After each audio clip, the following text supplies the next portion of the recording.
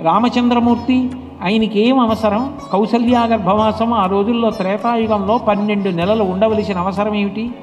రావణాసురుడు బ్రహ్మగారి గురించి తపస్సు చేసి నేను ఎవ్వరి చేతిలో మరణించకూడదన్న వరం అడిగినప్పుడు వాళ్ళ పేర్లు చెప్తానని దేవతలు, యక్షులు, రాక్షసులు, గంధర్వులు, కిన్నెరులు, కింపురుషులు, నాగులు వీళ్ళందరి పేర్లు చెప్పాడు. తృణభూతహితామన్యే ప్రాణినో మానుషాదయ అన్నాడు. మనిషి చేతిలో చనిపోకూడదన్న వరం నేను అడగను. ఎందుకనంటే మనిషి అంతటి వాడు గడ్డి పరకతో సమానం. అటువంటి మనిషి వలన నాకు మరణం ఉండకూడదని మళ్ళీ నేను అడగడమా? నేను అడగనన్నాడు. మనిషిని అంత తృణీకరించాడు.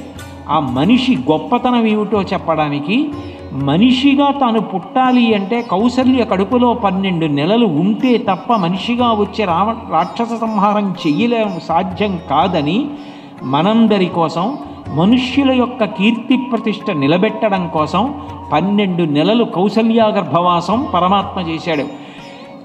ఆయన అంత ఓర్పు పట్టాడు రామచంద్రమూర్తి.